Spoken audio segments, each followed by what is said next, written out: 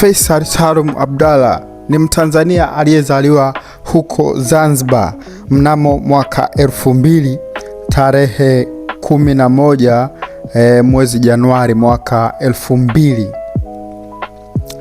Maisha yake ya soka yalianzia katika timu ya JKU ambayo inashiriki ligi kuu ya Zanzibar mnamo mwaka 2016. Akiwa na takribani miaka 16 ndio Faisal Salum Abdalla Fei Toto alianza safari yake ya mpira wa kulipwa mpaka mwaka 2018 ambako alitimkia Young Africans. Lakini kabla ya kutimkia Young Africans,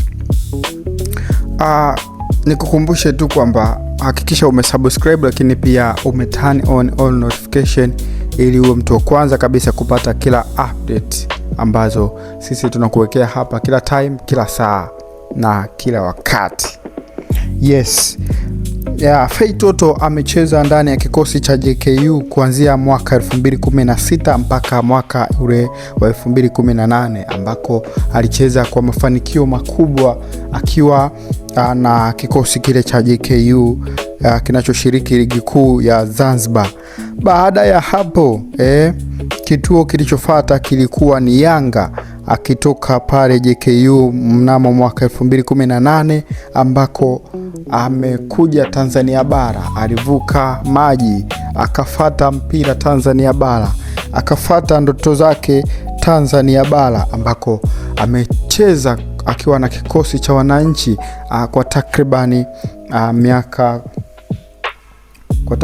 miaka mitano, akianzia mwaka ule 2018 mpaka 2023 ambako alitoka na kutimkia kule kwa wanalambalamba Azam Football Club ya kule Chamazi jijini Dar es Salaam. Fei Toto amecheza ndani ya kikosi cha Yanga kwa mafanikio makubwa sana, akiwa na kiwango bora ama kiwango cha hali ya juu sana ambacho kiliwashawishi Azam Football Club kunasa saini yake kutoka pale kwa wananchi. Ingawa alinunuliwa kwa pesa nyingi, lakini Azam hawakujali hivyo kutokana na uwezo wake ambao alikuwa nao kipindi hiko. Lakini kama ilivyo kawaida kwamba Mungu hamtupi mja wake, lakini pia wanasema wakati wa Mungu ndio wakati sahihi. Basi Fei Toto tangu ametoka Zanzibar ulikuwa ni mkono wa Mungu, na sasa tunaona neema yake, kwa maana tangu alivyoondoka JKU kuja Tanzania, miaka ambayo amekaa hapa Tanzania bara, amekuwa mchezaji mkubwa sana. Amekuwa uwezo wake na ubora wake unaongezeka siku baada ya siku. Fei Toto amecheza Young Africans akiwa kama top player.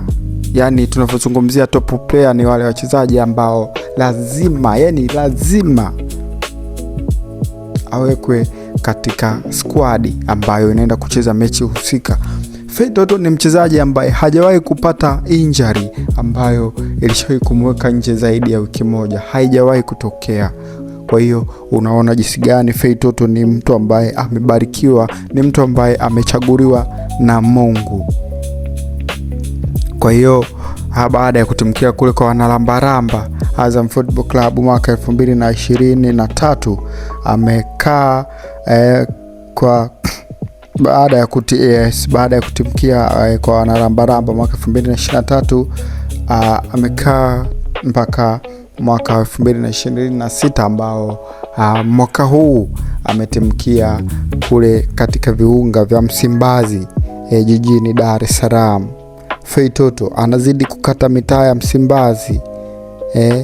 Alitoka Young Africans akaenda Azam Football Club, lakini pia amerudi Simba Sports, ameenda Simba Sports Club.